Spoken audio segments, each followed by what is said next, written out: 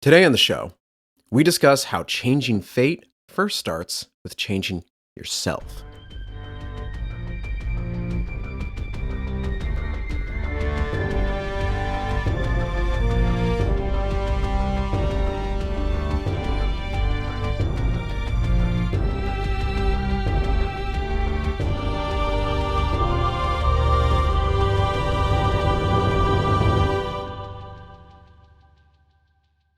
Welcome to Lore Party, a podcast that explores the stories, characters, and universes of our favorite video games. I'm Bruce. And I'm Wade.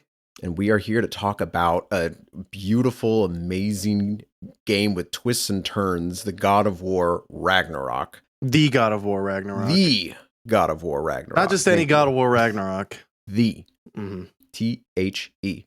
This has been a love of mine since looking at God of War 2018. I looked at a lot of the story of like the previous games, but I never really played them. But like I have truly loved the first, 2018 God of War, and this one has been such a wonderful game.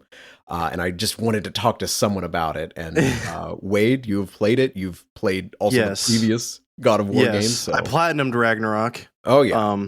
And 2018. And I did do a playthrough of 1, 2, and 3. I didn't do Ascension or the PSP games just because I was a little burnt out by that point. Yeah. But in preparation for 2018, I did go back and play through the God of War saga on my PlayStation 3 and had a great time. And yeah, I really like Ragnarök. I think it works really well as a nice 1-2 duology with its predecessor, the 2018. It's part of the Norse duology. And I'm really excited to talk about it. Yeah, like at least when I was playing it, I was really fascinated with the theming of fate. And not just through like this one, but like how fate has been through all of the games. Yes, very, very, very recurring theme. Yeah. And I was just like, I want to do an episode about that.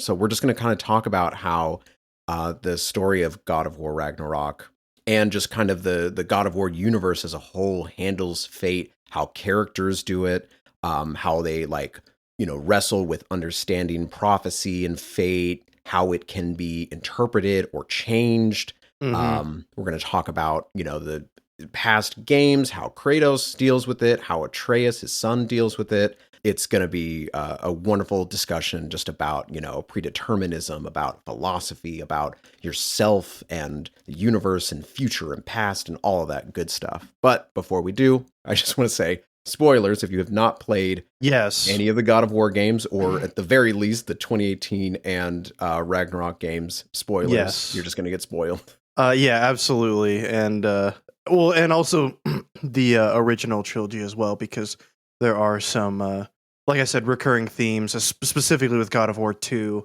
that carry over really strongly into Ragnarok. For sure. And just also, if you just don't have the time to be able to play all those games, there's a huge, giant, like, cutscene compilation that I at least watched just to kind of get the better gist of, like, what the story was before Kratos found himself in the Norse realms. At least play 3. At least play 3. Yeah. 3 is legitimately fun. Like, that's a fun video game. 1 and 2 haven't aged super well, in my opinion. I'm going to get hate for this, but specifically 2, I didn't have a ton of fun with. I thought some of the structure of some of the levels was frustrating, to say the least. I actually had more fun with God of War 1 than God of War 2. God of War 2 kind of throws some gimmicky platforming and just some stuff that just kind of annoyed me more than challenged me, if that makes sense. But I still enjoyed all 3 games. But God of War 3 of the original trilogy, in my opinion, if you're going to play 1, that's just a fun video game. I'm going to try that. Yeah. At least while my PS4 is still breathing. Yeah, well, back compat is a joy, and it's usually pretty cheap, if not free occasionally. I'm not entirely sure. I swear they gave it away 1 month, but probably. But yeah, that's a God of War 3 is great, despite some of its presentation not aging well in terms of, content, I should say. Not necessarily design. Right.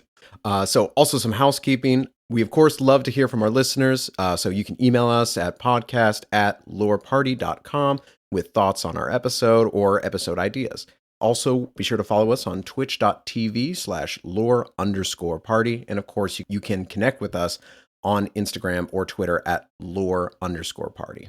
All right. So, again, we were just talking about this, but it was just the theme of prophecy that I've been really excited about. Mm-hmm. The reason, I guess, that I was like really wanting to talk about this is just because I don't know if like you've dealt with, death in your life recently, but like if you can find if you've had a loved one who's just been like, it's clear that they're going to be going, there's a lot of weird feelings that you have about like inevitability and the future, and that that it's going to happen, but you try to stop it or like cosmic punishment yeah, or like, what did I do to deserve this, or exactly, or what did they do, or is this a test for me, or why is someone else suffering just for me to be tested? Yeah, I think it's something that like everyone goes through sooner or later, and it is, I think, a beautiful way that the God of War series as a whole kind of treats prophecy and fate and inevitability and the passage of time, where it's in this kind of realm of philosophy, but like talking about how not exactly futile, but like it's going to happen. May not be the way that you were expecting it, but it still will. On that theme, I also want to touch that just like what you're bringing up is why specific, because it might seem like a lot to read into when it comes to like a video game or God of War, but God of War being rooted so deeply in mythology, and specifically this time around Norse mythology, fate and prophecy are very, very heavy, very common themes in both Greek and Norse mythology, or all mythology in general, but specifically in regards to some of the gods that we meet in Ragnarök, like Odin and Heimdall. Yeah. So we're going to take a quick break, and then we're going to dive into this. So stick around.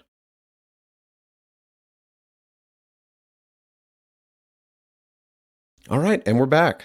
So, kind of what Wade, you were alluding to before, fate and prophecy plays a huge role in both of these different pantheons of the Greek civilization and I would say like Scandinavian and like Nordic. Well, it also reaches down to Central Europe and Germany, but okay, yeah. Because there was, not to go on a tangent, but there's the famous Thor's Oak, I believe, or it's like the origins of like Yule and Christmas, where like it was in Central Germany, where I believe it was like Christian missionaries converted people who were worshiping Thor during Yule time or something like that, and said like, hey, instead of worshiping this tree, how about you treat this tree like a symbol of Christmas, and celebrate Christmas this time instead. But that very, very loose, inaccurate retelling of that, but that happened, I believe, in Central Germany. So it does actually, the Vikings spread their wings pretty far in their beliefs. Oh, yeah. Might even be able to find some like Egyptians or Arabians who believed in Thor and Odin. I don't know.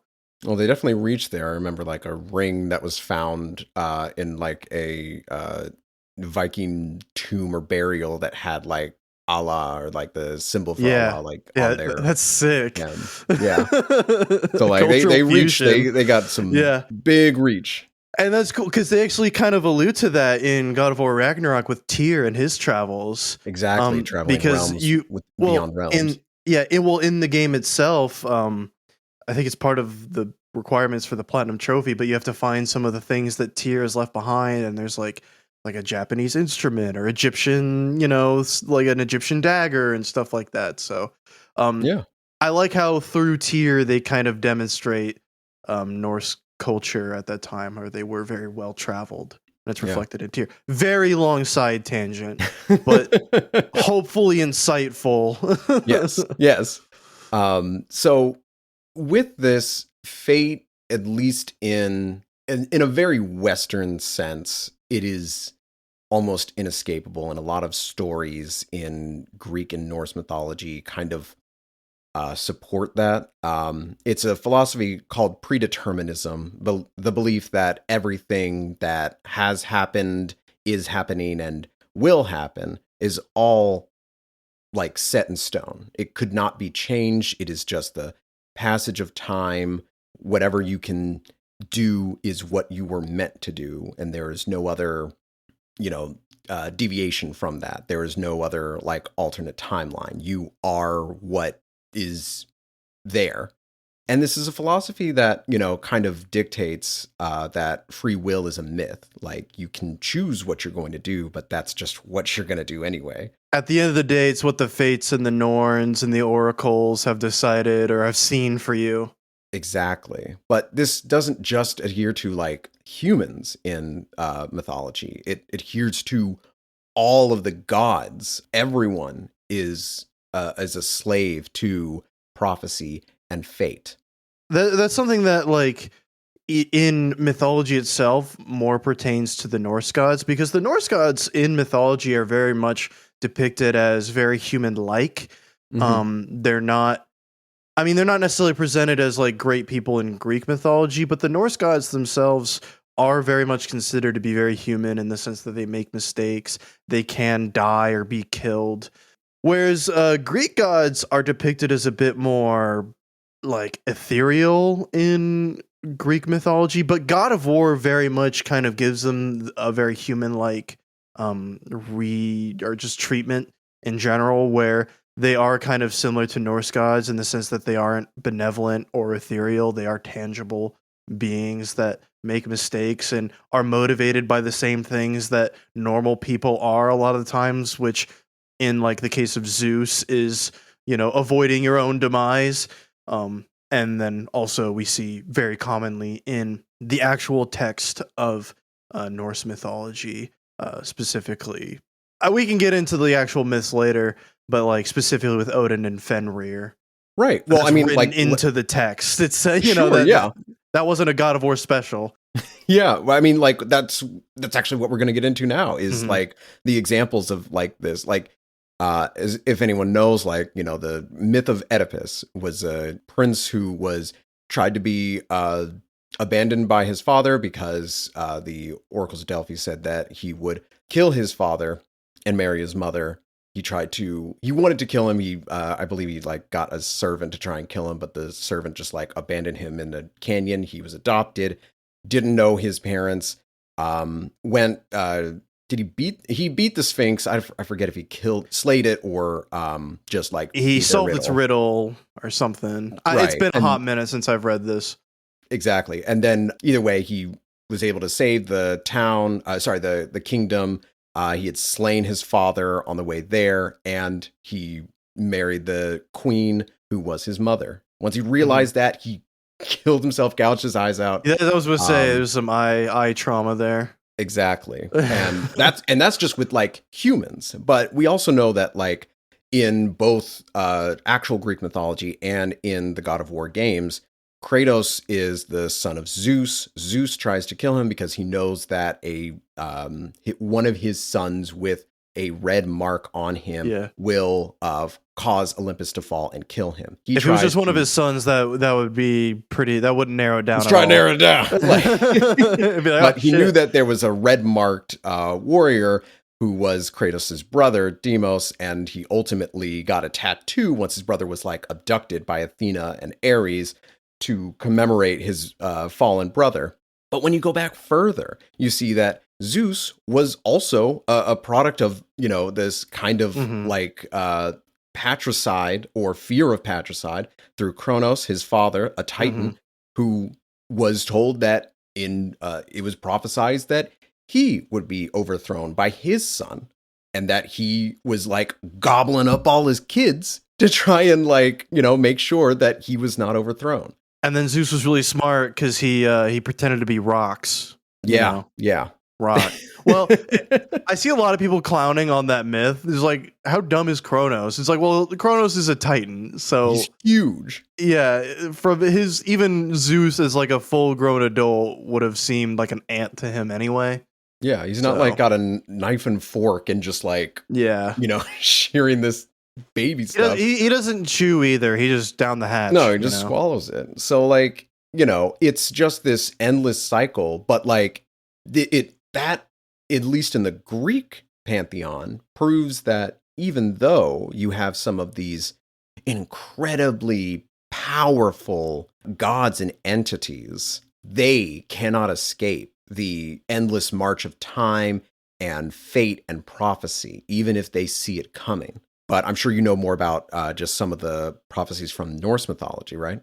I'm on the spot. But yeah, to continue on what I alluded to earlier, one of the main, I guess, prophecy stories in Norse mythology is specifically also tied to God of War Ragnarok, in the sense that it was about Ragnarok, where Odin, I guess if you want to go way back, hung himself from Yggdrasil in the search of infinite knowledge and sacrificed one of his eyes and then gained that knowledge, or at least partially that knowledge. And some of that knowledge included that a wolf named Fenrir would bring about Ragnarok and would kill him during Ragnarok. So when, I don't remember the exact details of the story, but Thor and Loki find they find Fenrir. He knows it's Fenrir. So in his fear, knowing what Fenrir may do, locks Fenrir up, abuses Fenrir, tries to make sure that Fenrir in no way could be in a position where he could either kill Odin or bring about Ragnarok. But as the years go on, Fenrir gets bigger and bigger and bigger and bigger and bigger, and eventually breaks out of his cage, and exacting revenge does bring about Ragnarok and kills Odin. So the thing that Odin feared, he brought about himself because he was so afraid of this possible prophecy. Exactly.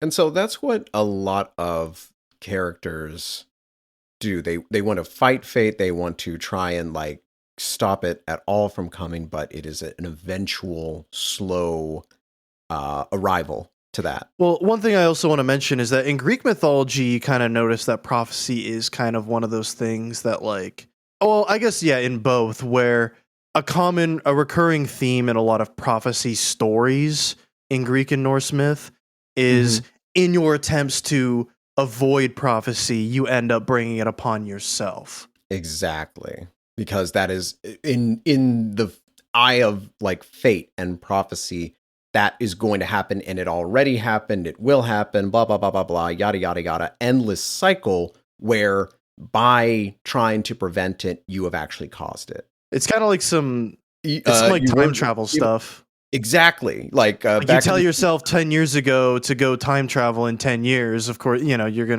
to, exactly. That's what'll happen. Yeah. It's kind of the same thing where you're told that this prophecy will happen, and yeah, like that act itself sets upon the events that cause it to come true. Exactly. And in the events of God of War 1 through 3 plus tie-in stuff, Kratos has had a lot of experience through like prophecies, talking to Delphi, fighting the Fates himself, going back in time to kill his father. Well, he kills the Fates to attack him, and he kills the Fates too. Like it's all been this whole thing, but it was still promised that the red marked warrior would kill the gods of Olympus, even by killing the Fates and seemingly disrupting fate itself.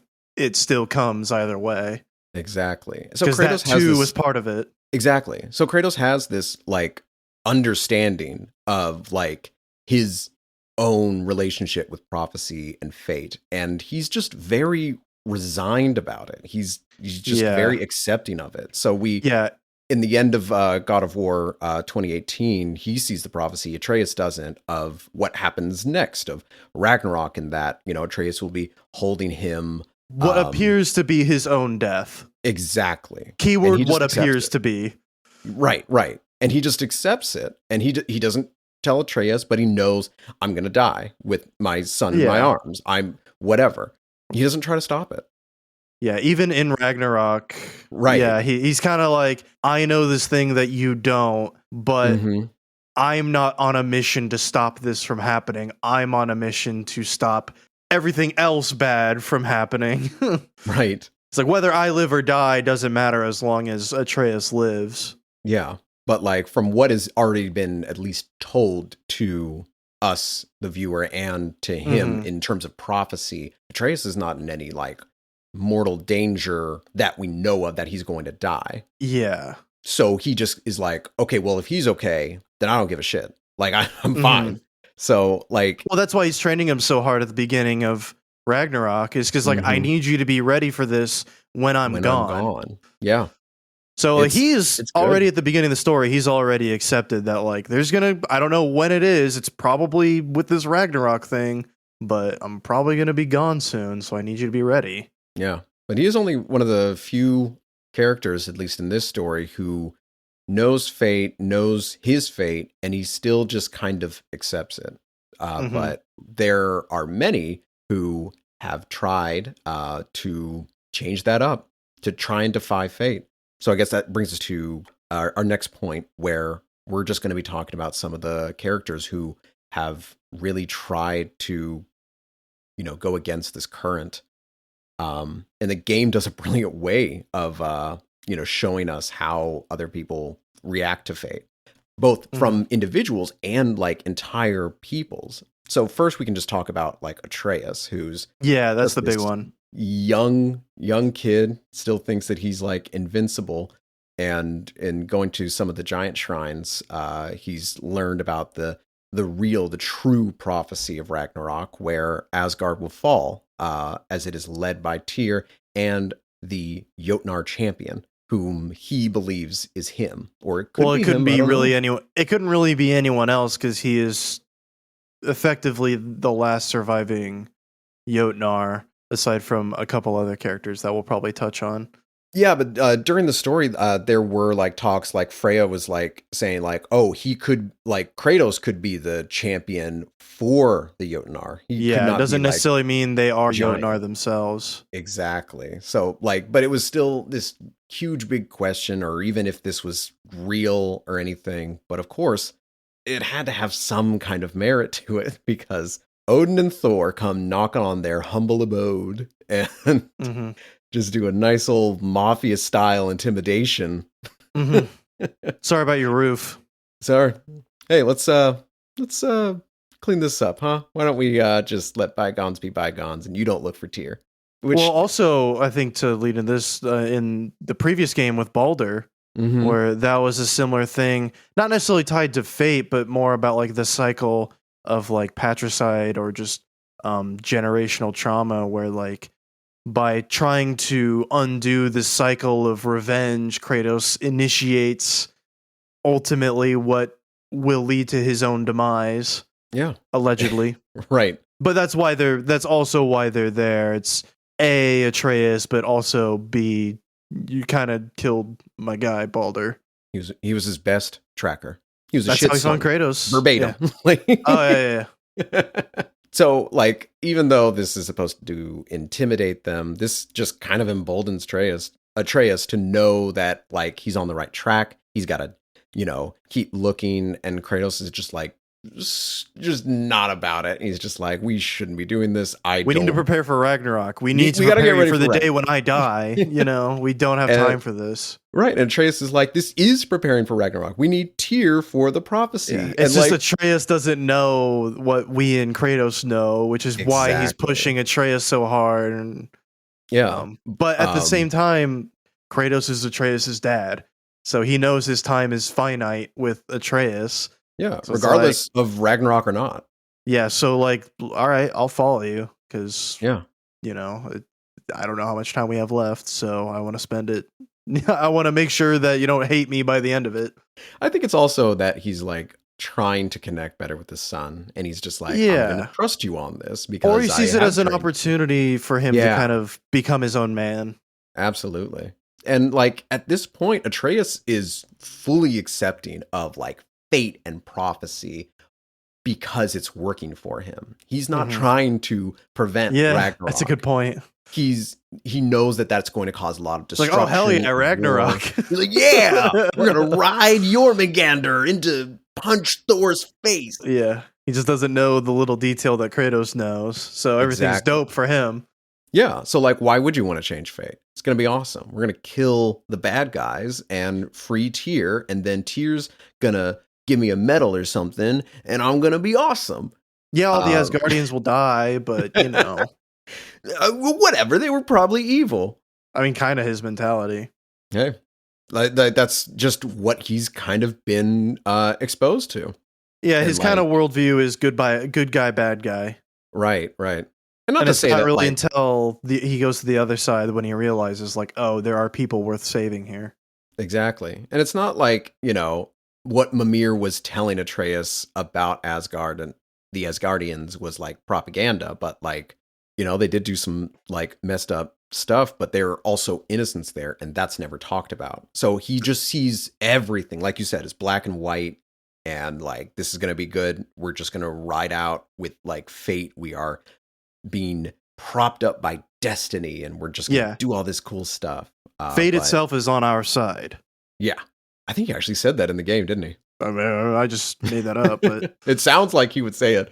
But like, he, after a little falling out with his dad, where he just kind of wants to, you know, be this champion or just figure out more stuff, he is just he's sent to his room, and he accidentally dreams his way to Ironwood, the secret realm of the Jotnar, and he meets Angrboda, who is the other last giant and keeper of the giant souls in the marbles. Mm-hmm. And she is also the creator of the prophecies after her mother passed. So we then have Atreus and Angrboda, you know, talk about the full prophecy, and she like prepares him and to say, you know, this is gonna be a little heavy, but I'm just gonna, you know, show you the rest of your prophecy mural. She explains to Atreus that for the giants who have people in their society who can just read the future, it's more important that they know their future to better accept it. Mm-hmm. But she also understands that it is something that is difficult for people to accept, and especially if you were raised in that culture. Mm-hmm. Yeah. And like, the giants have always known about, like, you know, prophecy of fate, of destiny, and they don't try to change it. They can interpret it differently, but like, they can never like, they never think like, oh, I need to like reverse this. I need to stop this. Mm-hmm. And she tries to, you know, just butter him up, prepare him, and just be like, this, I got one to show you. Oh, you're ready for this? And she shows him, and it's the same exact thing that you see at the end of God of War in 2018, where, you know, it shows that Atreus, you know, leaves for Asgard. His father dies in his arms, and he just loses it, turns into a bear or wolf, which is his new power that he doesn't have a lot of control over. And Angrboda has to like calm him down and just like basically help him, because he's going through like basically a panic attack, and he's obviously shaken by this revelation. Yeah, it's kind of, he's in kind of Kratos's position when Kratos wasn't very experienced, and when he was faced with information he didn't like, then it's like, well, we got to change this. Exactly. So unbeknownst to him, he doesn't know that Kratos already knows and has already accepted. And so in his mind, it's like, well, I am in a position where I can try to stop this. Mm-hmm. Unbeknownst to him, and something Kratos already knows, is that there is no stopping this. Yeah. And I really like this, because then, you know, she tries to like calm him down, and they just do this cute little thing. But like, then through it, he's like talking to Angrboda and be like, well, maybe it's something different. Maybe I can do this. Maybe I can do that. And I was like, hey, young buck, weren't you like totally for Ragnarok? Weren't you like, that's kind of trying to go for it? What's changed? What's happened? It's obvious. I think that's a big development for him, obviously, but in a lot more subtle ways as well. Oh yeah. But like, now he's like trying to do a thing that, you know, when you're young you try and do, is just get the best of both worlds. And he's like, I can still do Ragnarok, I can still fight with Tyr, and I'm gonna save my dad. It's like a Spider-Man moment. Right, yeah. Yeah, just try and keep Uncle Ben alive, I guess. It's like I'll stop Shocker, and I'll be able to make it back in time for prom. Yeah, It's you like, can't burn the candle on both ends. You just can't. And so we also like see this parallel. We see this same kind of energy of this obsession with knowledge and fate in another character that Atreus, you know, meets more intimately, of Odin, who's always there trying to, his whole thing is pretty clever. Obviously for the one-eyed king, but like he is trying not to do it through sheer willpower or strength, but to know more than life and creation itself. You kind of alluded that to him, like, hanging himself off the world tree. Yeah, his entire like, life's mission is to know everything. Because I think, at least in the context of God of War Ragnarok, he believes that by knowing you can change things. Yeah. By knowing what lies beyond prophecy, you can therefore control prophecy or create your own. Maybe that's the power within that green little warp gate or whatever. Yeah, the rift. Yeah, that's the power that could be given to him, is control over prophecy itself. But yeah, like I said, it's like it's been his entire life's mission to know and control. I mean, specifically with controlling, we see that with Freya, where like that was a very controlling relationship for her, something that she still has a lot of trauma from, that she clearly demonstrates. And so Odin is very much a control freak, and I think a lot of that comes from his inherent desire to know everything. Yeah. And like it's always been that thing. Odin does not like to be left in the dark, even with his friendships and relationships with other people. Everything has to have a fail-safe and in case of being screwed over. Just to butt in one more time, it's like I also wanted to note that like it's actually really interesting that like Loki is kind of known as the trickster god, but Odin in Norse mythology is almost always the great deceiver. He's almost more of a Loki figure than Loki is considered to be. I don't know if that's like the Marvelification of mythology and just that's our perception, but in like actual mythology itself, Odin very much is the true mastermind and trickster behind everything. I think the thing is, in the sense of Norse mythology, trickster kind of more means like aloof goofball, like court causing jester, almost mischievous. Yeah. Loki is mischievous, whereas Odin is manipulative. Exactly. I think the difference is both intention, ambition, and power. Eloquently put. Yeah. Yeah, like Odin's just always just trying to do that. But like when Atreus leaves to go to Asgard as a sort of, again, attempt to change prophecy and fate. Yeah, maybe I can learn something to save Kratos here. Exactly. But from Kratos' perception, he's betraying everyone. Right. He's like, what the? But they both know something that the other one doesn't. Exactly. But it's awkward because the one that thinks they know something the other doesn't, they actually do know that information. But like when Odin takes Atreus in, he shows him the rift and he tells him I also want you here to try and find the mask that could maybe help us see through the rift. And he does bond with him and say don't you I know that you feel it too. This need to know and to understand everything and what is created, the gods here, what is out there. And Atreus feels that, and they kind of bond over it. To touch on your earlier point, he is a teenager, and when you're a teenager, you want to control things. You want to control the way things are going in your life.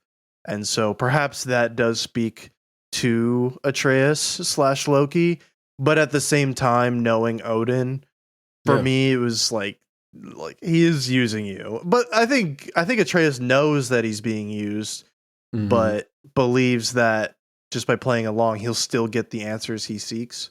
Right. And I mean, I think Odin is also just like a big old teenager. I feel like Well, he's never really progressed past that. another thing is, I think Odin makes it very clear also that he's using Atreus. Like, I Oh almost think yeah. that's like the ultimate manipulation is like, I am using you for this. So consensually, you are helping me. You Oh know, yeah. I just want to make sure that you understand that, you know, this is a consensual, I am using you to further my own gains. And that's almost what's like so devious about it. It's He's like really good at that. He's a great manipulator, master manipulator. yeah.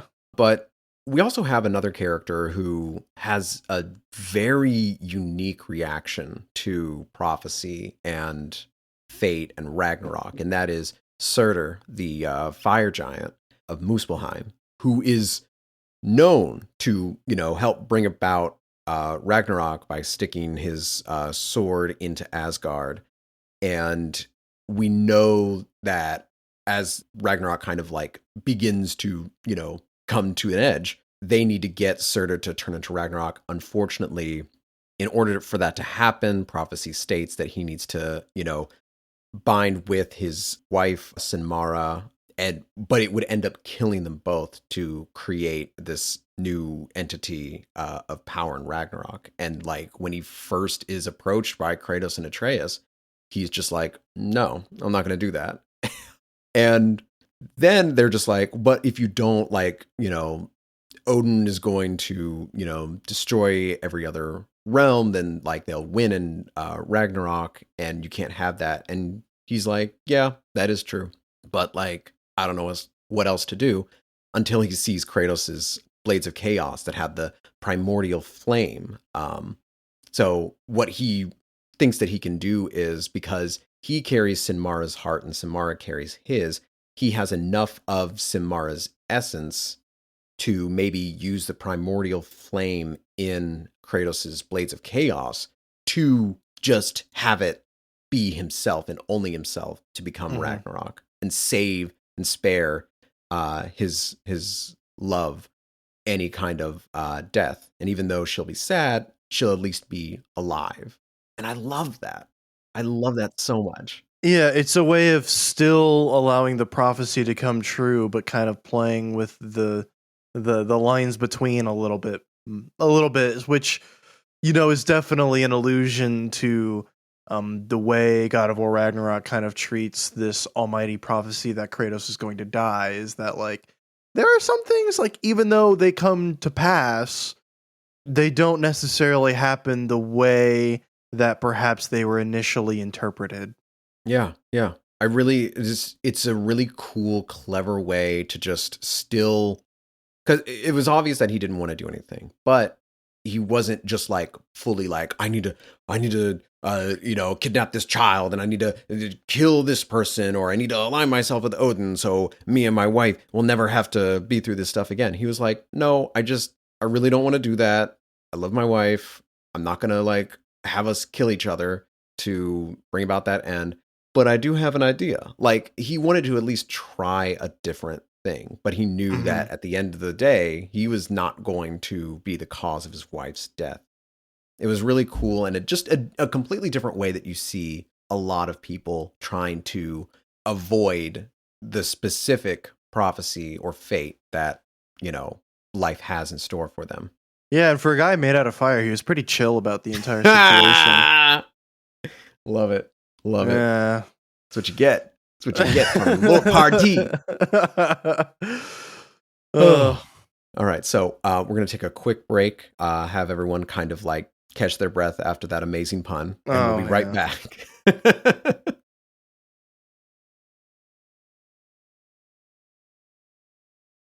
All right. And we're back. So we've talked a lot about how people and characters react to fate and destiny and prophecy. But I really, really enjoyed just the deities of Norse fate and destiny, the Norns. And we have a wonderful scene where Kratos, Mimir, and Freya go out in search of the Norns. And we have this big buildup where they're just like, if they don't want to be found, they won't be found, and they could kill us because they are, masters of fate itself. Mm-hmm. They wouldn't let us be there if they didn't let us be there. Right. But, they wanted to find out where Atreus was, or to just confirm that he was in Asgard. And Kratos was just like, I don't care. We're just going to figure this out. In past games, Kratos has dealt with the fates, and he has dealt with, oracles. Dealt with is a good, term to use there. Dealt with, yes. On the way to trying to find the Norns, we have Kratos, Freya, and Mimir talk about Kratos' brush with prophecy and destiny. In one part, Kratos talks about how an oracle of Delphi broke his bondage to Ares, because they thought that, by freeing him, he would help prevent a vision that she had, that Olympus would fall by the hand of the god of war. And, knowing it, Ares is the god of war, maybe that would stop it. But ultimately, Kratos became the god of war, and we all know how that turned out. As is very common, prophecy comes true, but not in the way you imagine it. Exactly.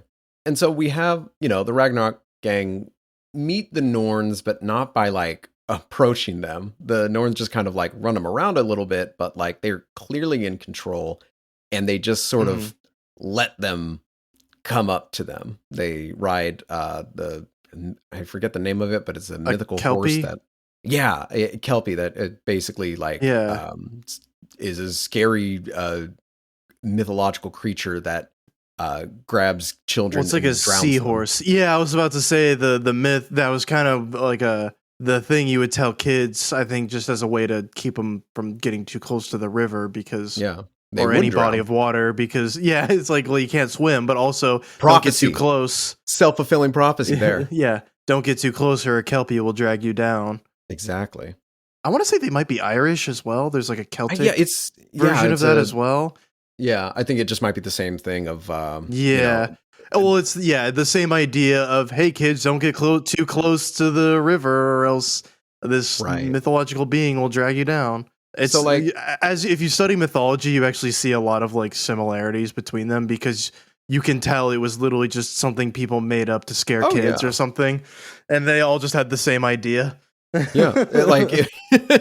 don't know if they was independently of their own, but these stories could be generations old. The thing is, I mean, not to get on a side tangent, but as we mentioned, the Vikings spread their wings pretty far, and one of those places was definitely the British Isles, including Ireland. So it's very possible a lot of early English and Celtic myth stems from Norse mythology.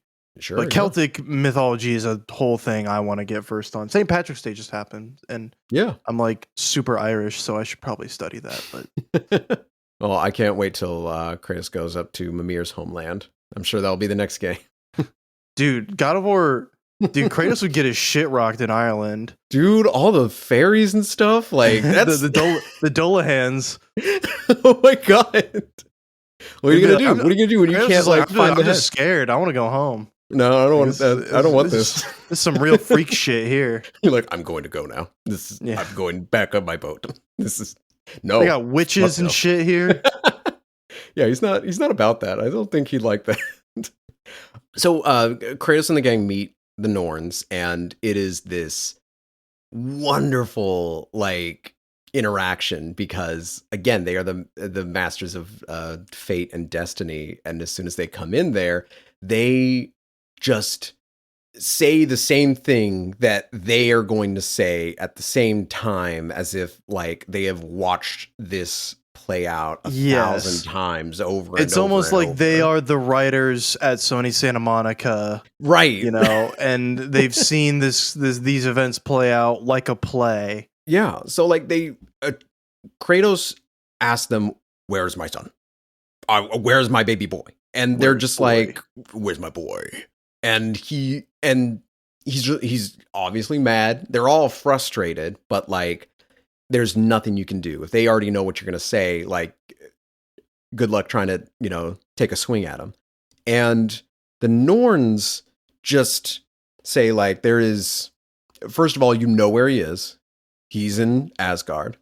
And then secondly, they said something that has really stayed with me, where they say that you are a sum of your choices.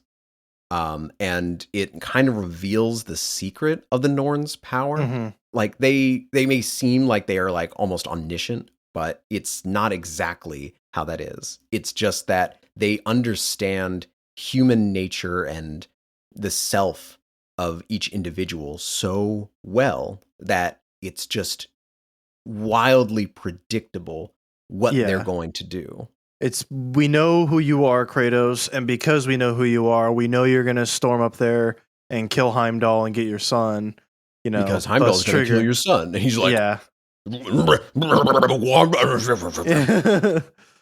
Kratos doesn't want it to happen. No. He's trying to leave that life, but like, the Norns know that like this is because we both know you and we know Heimdall. We know that if either of you catch the fade, then Heimdall's going down. Yeah, like I know who I'm betting on. And I super love this because I feel like prophecy and the future of oneself is directly tied to the self. You are who you choose to be. You are your future, your fate, because of who you are. Yeah. The person you want to be is what will ultimately lead you to make the decisions you will make. Exactly. And like it's a great way to like explain, at least in the Norse realm, how this kind of works. And maybe for everything. But as far as we know, the Norns kind of explain that at least works in the 9 realms here. Yeah. I kind of want to touch on that a little bit more. Because I do think that is a really cool thing because like I know I've done this where I kind of look at like a role model or someone who's like, that's who I want to be more like. And then you start noticing in yourself, like you're making decisions to be more like that and to kind of realize the person you want to become. Yeah. And so that's kind of just to reiterate, you know, what the Norns kind of do. They just predict based on like, this is the person you want to be. So therefore you'll make these decisions. And that's why it's also predictable. Right. Because you've resigned yourself to fate and because you only care about saving your son, we know you're going to do X, Y, and Z. Yeah. It's like when you're playing like a fighting game and you're fighting against someone who has very predictable like movesets. You can read someone very easily. Like, I'm just like, okay, he's just going to like, you know, back air, quarter circle, and then like try a super. I just need to like, you know, stun lock him and just like send him down. Like, here's the other thing is in fighting games, if you want to ask me, gold ranked in Street Fighter 5.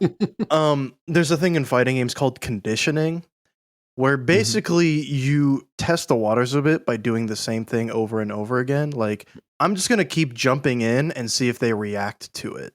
And then once they start reacting to it, it's like, okay, now they're expecting me to jump. Now I'm going to go in, I'm just going to dash in at him with a low, like a crouching medium kick. And then you catch him off guard. It's not entirely what it is, but you call it a mix, where basically you lead someone into thinking they know what you're going to do next, and then you do something else to trip them up. And that can be also referred to as a read, where I knew that you thought that I was going to do this, so I'm going to do this instead because I understand you as a player now because I've conditioned you with all these jump-ins. Exactly. And I feel like that's just basically how the Norns operate, except they have like just the innate ability. They're not conditioning created. They didn't create the conditions that led to this, but they know what the conditions were. Exactly. Like, yes. And like, I think that's super cool. I think it's just not like magic. I know how like, you know, the universe ends. It's just like, you're so fucking easy to read, man. You're like, I know what your motivations are. We know what you think the other person knows. Right. And classic Kratos is just like, all right, I'm going to fucking kill Heimdall. Well, like, he doesn't want it to happen, but he knows that, like, if this is what has to happen, then I know it will happen. So there's no point in trying to avoid it. Right. And everyone else is like, dude, what the fuck? Like, you're just gonna let this happen? And he's just like, yeah, I know how this shit works, dude. I know this works. I'm gonna fucking, like, if I don't care if they're right. I care that my son is safe. Exactly. And if that means that I am like playing to their, shit fucking prophecy game, so be it. He is just constantly accepting this. Yeah, I don't care if I'm playing their game as long as Atreus is safe. Mm-hmm. And he does. In all fairness, he does give Heimdall a chance. It is one of the coolest. I know that is one of the hardest scenes I think I've seen in a bit. Because I've seen some of the other times where he's like mess people up. Like, it's like one of the few times in the Norse duology where you see the old Kratos come out. It's scary. It's good. I love it. He gives Heimdall a chance after blowing up his arm. Yeah. And he's just like, you can walk away. You can walk away. This is a warning. Yeah. But because the Norns know Heimdall too, they know he's too proud to take mercy. Mm-hmm. So. Yeah. And Heimdall was not in that room. He doesn't know that, the Norns' secret. So he's just like, I'm not. And he doesn't know why he was so predictable to Kratos. Exactly. And he himself, as he like gets pissed off that like he's being like basically bent over Kratos' knee and spanked, that he's just like, I will not be like, resigned to the fate of others. I will decide my own fate. And again, it's with that theme of like prophecy and trying to be a master of your own destiny. And then he gets absolutely destroyed. And Kratos, like, he's not happy with himself afterwards. Like, no, he doesn't feel. It's not a moment that's supposed to feel good. I felt good. Well, I felt great. I personally felt a little unsatisfied. I thought, as a sociopath, I thought Heimdall should have begged for his life a bit more. I feel like that would have. I wanted to, because for me, what would have been narratively fulfilling for a good death for Heimdall was you have the most prideful person ever who will never admit defeat. And if in his last moments he goes, no, please don't, I would have been like, fuck. He did. That would have been. He was like, okay, stop. Well, no. He tries to kind of like insult Kratos. Like, I wanted a bit more begging and pleading for his own life. I wanted to see Heimdall kind of reduced to a little bit of pathetic, a bit. I wanted to see him kind of be pathetic and beg a little bit. Then I would have been satisfied. But I'm also, I think that was a sociopath for saying that. Probably. No, you're not. I'm just saying, like, I was left unsatisfied, and my interpretation is that they want me to feel unsatisfied because this was not a God of War 3. Fuck yeah, we just killed Hermes. What an annoying little asshole. Right. This was I didn't want to have to do this. Now a bunch of bad things are gonna happen. Shit, dude. Exactly. That's how I interpreted why it was unsatisfying. Yeah, like I was just like, yeah, get wrecked, get fucked up, but like it did still feel good beating it. For me, the satisfaction came from when Kratos is blowing his limbs off. Yes, that was the satisfying moment for me. I really not the death itself. Just like seeing Kratos thoroughly literally dismantle Heimdall. I think it was also just like, it felt good to like beat him, but like the strangling was just not even, I would say, like how handily he beat him. Like Kratos, it was kind of a little pathetic that he's dealt with this before. Right, but like this is just Hermes 2 for him.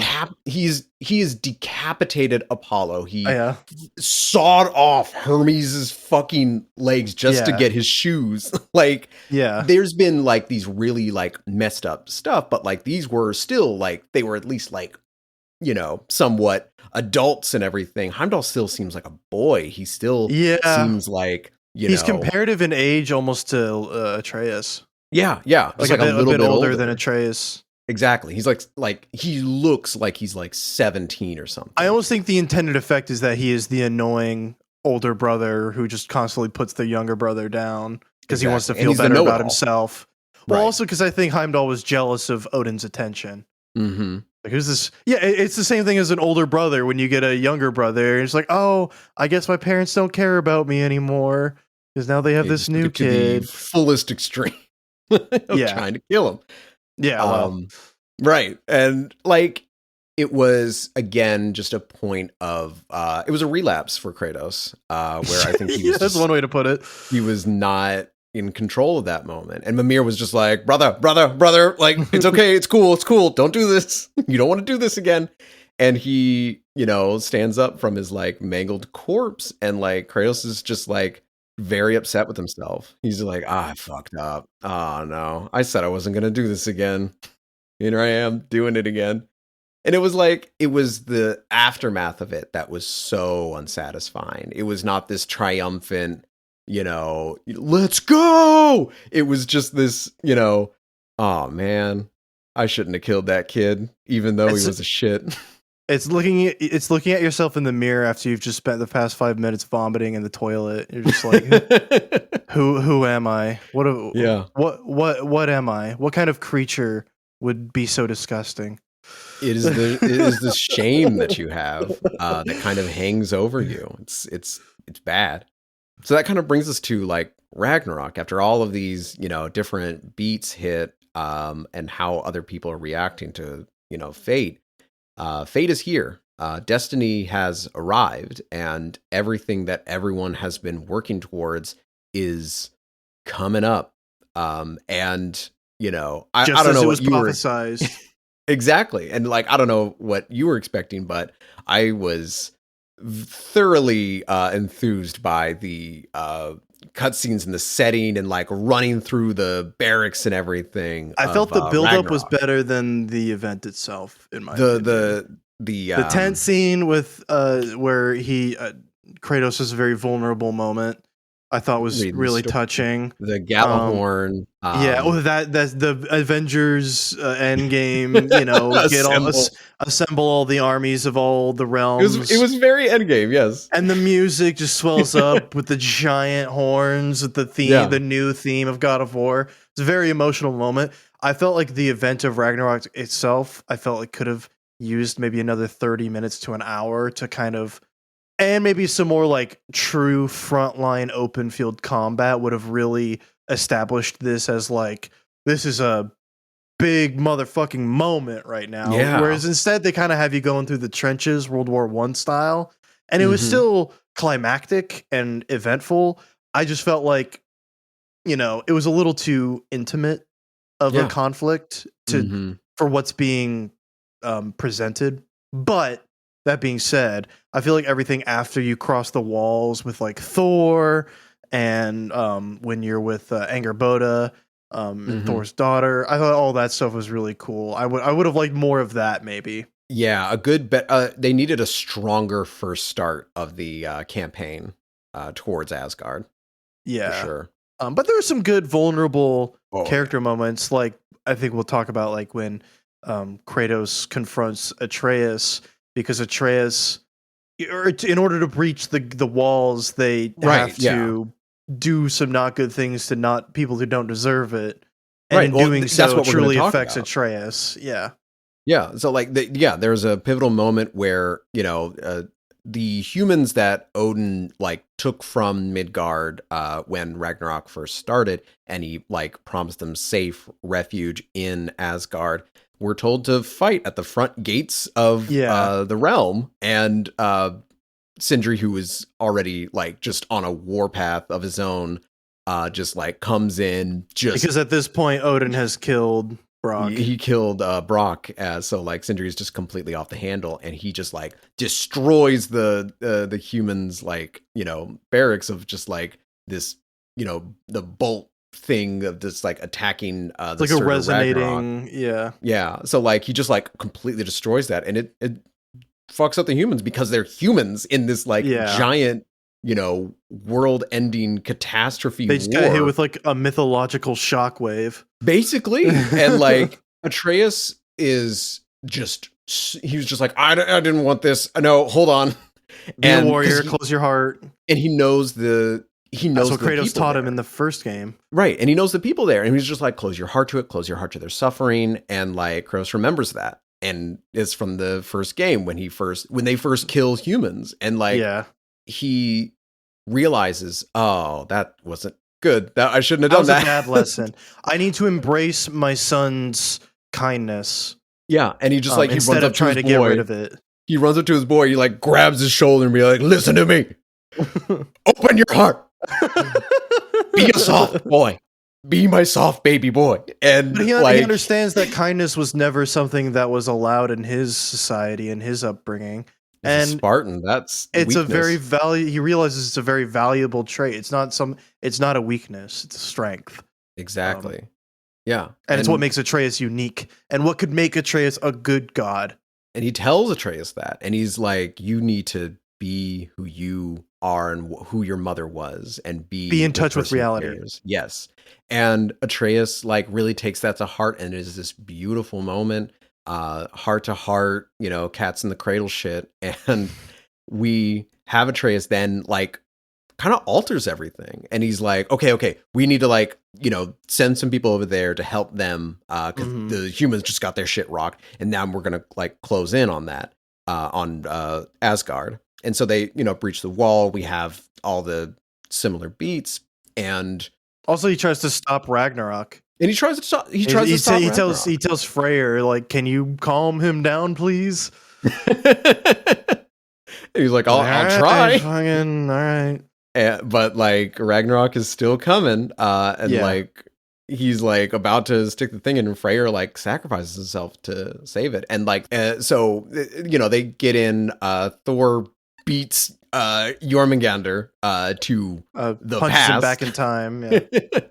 And he comes in and starts fighting Kratos after Thrud, Thor's daughter, Thrud, Thorsdottir, comes in to kind of like help with everything, or at least like, she knows Atreus, and like there's this very shaky alliance, but like Thor's like, get the fuck away from my daughter, you god-killing piece of shit. He's like, no, please, it's a misunderstanding. And they like get in this fight, and Thor is like, they're almost at a stalemate, even though Kratos has got this.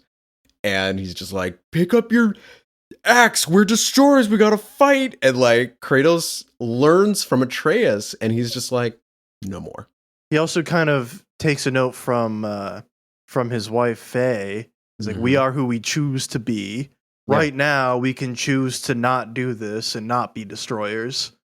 Right. Which resonates with Thor, considering some of the heart-to-hearts he's had with his daughter throughout the events of the game, from as we witnessed from Atreus' perspective. But he kind of has the culmination of his character arc in that moment, where he kind of does realize, like, I can be better. A very constant, one of the first like memed things of the Norse duology was don't be sorry, be better. And be better. It was kind of one of the overarching narrative themes of the Norse duology. Truly the theme of just getting better. You see kind of the culmination of that in this moment and the ending. But there is one person who refuses to be better, really change themselves and be better. They in fact chooses to be worse and kills his son. Not because of prophecy or anything, but because he has outlived his usefulness, and Odin kills Thor. I think it was more out of fear. I guess fear, but like it was just like, you're gonna turn on me, huh? He knew a Thor Kratos tag team would be unstoppable. So, oh my god, I got to even the odds a little bit here. Odin robbed us of a beautiful bromance between. I know. These two. Well, in some of the podcasts I listened to with the game director Eric Williams, I believe is his name. He said, like, originally, absolutely, you're going to get to wield like Mjolnir, but he said that was too easy. It really would have been. It's too expected. Yeah. So I now Thrud has Mjolnir, but we'll see. Well, she gets yeeted by Mjolnir. Yeah, she gets yeeted by Mjolnir. And Odin has this like final fight with, Freya and Kratos and Atreus, and like they're all just like going at him. And ultimately it is done. And you're waiting, you're just like, is Kratos gonna die? Like, how's this gonna work? When's it happening? And I'm sure the same thing is running through Atreus's mind. But at the end, like they got him pinned down. Odin's just like, come on, like, well, they get the mask first, and he's just like, Atreus, like, you have the mask, we're in the rift. You have the choice to you can do this. Have the answer to all your questions. AKA, I have the choice for you to give me the answer to all my questions. Mm-hmm. And like Kratos, again, such like leaps and culmination, bounds. True father of the year. Like great amount of like growth and learning from him. And he's just like, this is your thing. He finally learns to. He finally like for what. I don't think this is the first time, but this is definitely the most important time where he fully exemplifies his trust in Atreus. It's like, you've proven yourself to me. I trust you, and I trust you to make the right decision here, even if it's not the one I agree with. Yeah. And like, that's so great for Kratos. And it's Atreus, because he does that, I think Atreus was always going to destroy the mask, but I almost think that Kratos' trust in him reinforces his trust in Kratos himself. So for sure, kind of another example of like you create the conclusions in a way, master of your own destiny. But yeah, so Atreus chooses to break the mask, and Odin does this weird scream, but ultimately gets his ass beat. And then Atreus chooses not to kill him, but just do the little spell he learned to take your soul out, and he put it in. Yeah, same thing he did to Fenrir. Exactly. And accidentally to Jormungandr, and accidentally did it to Fenrir. So, you know, you have just his soul in a little marble, and they're just like, oh, wow. Here's the thing is that the pose that's stricken in that moment is identical to the scene that both Atreus and Kratos saw that seemingly depicted Kratos' death, but instead of Kratos in Atreus' arms, it's Odin, and the eye patch of Odin looks similar to the stripe that you thought was on the mural the first time, and the big streak of light coming out of what was Kratos' mouth initially, which a lot of people theorize was Jormungandr based on original Norse myth, is actually his soul being taken from his body and put in a frost giant marble. Yeah.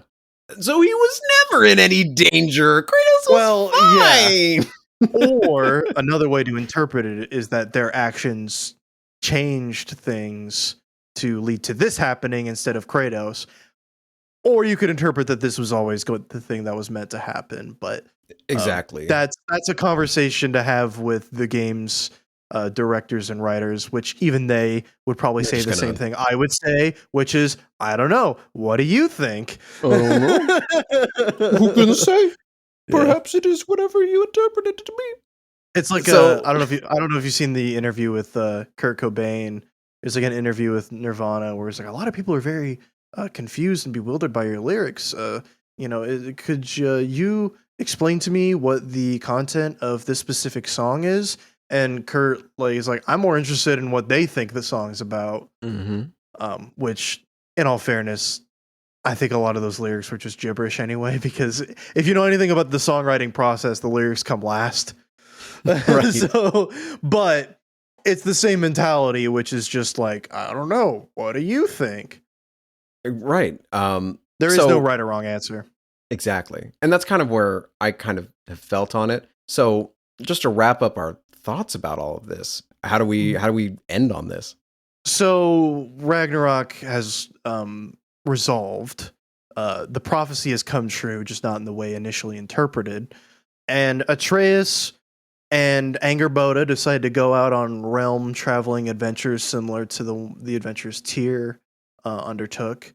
But Kratos discovers one last mural painted by Faye, his wife herself, that depicts Kratos' entire journey from Greece to where he is now. Whether she knew that before they met or after is, I don't know if that's entirely clear. However, he discovers that, this mural has a B-side to it, which depicts the events of Ragnarok. And then there's one little thing at the end that's uncovered, and he moves the pane and discovers, oh my God, part of this prophecy includes me becoming an actual god in Norse myth that's not feared, but loved. And that has not come true yet, but Faye has prophesized it, and she has foreseen our entire journey so far. It's even exemplified in 2018, all the golden handprints on the trees, and if there's ever gold paint on something, Cory Barlog said, if you ever see gold on something, that means Faye was there, and she plotted out the journey for you. So, very strongly implies that Faye knew everything that was going to happen, and she foresaw that this too would happen. And to go back to our previous points, I think it deals with the same logic that the Norns deal in, which isn't necessarily that I know this to be true, but I predict strongly that it will happen based on your desire to change and become this. This is a figure for you to aspire to be, and I know based on being your wife and the mother of your child that this is something you want to be. And so because you want it to be this, it will be this. And it's just a beautiful moment. And when Freya asks him what he saw, he doesn't say anything other than just, it's a path. Because Kratos knows too that it isn't set in stone, but it is rather a goal to be aspired to. And if he keeps it up, will happen. Couldn't have said it better myself, man. That was awesome. I feel like that is exemplary of everything Ragnarok is trying to say. I feel like that is the thesis statement of Ragnarok. I feel like that is the moral of the stories, kind of like self-realization, manifesting your own truth, manifesting yourself as a role model to yourself, and your decisions leading up to that. If you initiate the change will come. If you hear about the prophecy will happen. So I love that. My final takeaway from all this is that, one, again, I'm obsessing over the Norns and just like how they like think and like do shit with like, and how they operate around fate and destiny. Mm-hmm. And that, like you were saying, like you are manifesting your future with who you are and your decisions. You are the sum of your choices. Mm-hmm. And that is what your, future will be. That is what your destiny is. You are your destiny.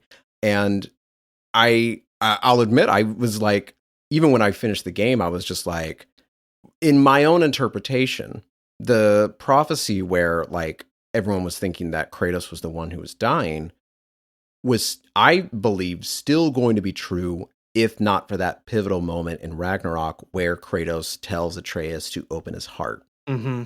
If that had not happened, I felt like it still would have been Kratos dying. That could have been a big death flag. But he's dying. Exactly. But because he changed his outlook, that he expressed this and exposed a very like raw part of himself to his son and told him to open his heart, you are changing fate in that way, that you are absolutely like changing who you are, changing your choices, changing your own nature to become a better person. And because of that, you have a better future. Yeah. And I want to touch on that, like the sum of your choices, because Kratos chooses that he wants to be better. And so the sum of that choice is what ultimately leads him down the path of redemption. And that's, it's honestly one of the strongest character arcs I've ever witnessed in media.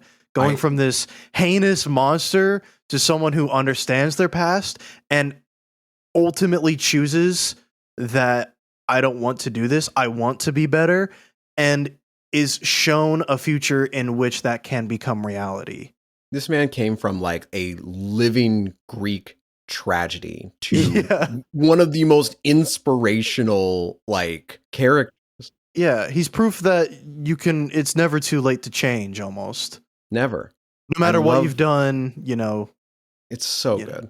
As long as you make the choice to change, that will lead you down the path of change.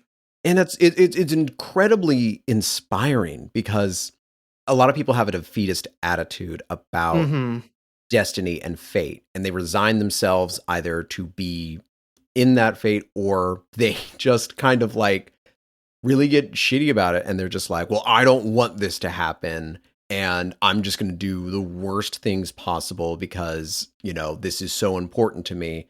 And if I can prevent this, then it's not, going to do anything. But you don't change yourself. And I think that can sometimes be lost in like understanding your own destiny and your future, is that, it's not just, what you do, it is who you are that is going to define, where you're going to end up later in life. Yeah. One thing, I think my last statement is change comes from within, and Kratos initiated that change within himself. And I think what makes the ending so impactful is that his choice is reaffirmed by the person he loved the most. I think that's what's so shocking to him, is that, oh my God, the choice I've made within myself to be better has now been validated and reaffirmed to be the right choice, and there is a future for me. And that's why that ending really touched me, because Kratos exemplified that he was deserving of that change as well. So for him, because that's the next step. His face, you see it on his face. It's just like, oh my, like Christopher Judge does such a good job. Yeah, exactly. I think that's what was so touching, is he truly believed himself beyond redemption. And even then he still initiated that change within himself. And so that's why that affirmation was so mind blowing to him. And I think it also was because like, he loved his son so much, and he knew that he needed to set an example for his son. And like, he couldn't just be old Kratos or this, ashamed, exiled God. He knew that he needed to be better if his son was going to be better than him. So he took that path because if Atreus wasn't here, I don't think he'd be where he was. No, I think that's the entire point of Atreus as a character. That's why Atreus exists in a narrative sense, I think. Yeah, because he wouldn't do this for anyone else, not even himself. Not even Faye. Not even Faye. Because Faye, in the flashbacks, he's still kind of a hard ass. Yeah. It's Atreus that opens him up. And that's, it's just a beautifully created story that I'm just always going to go back to. That about wraps it up. We hope you enjoyed the episode, and if you did, please take a second to rate and review us on Apple Podcasts, and it really helps us grow the show. And be sure to connect with us on Twitch, Instagram, and Twitter @lore_party. Thanks for listening, and we'll catch you next time.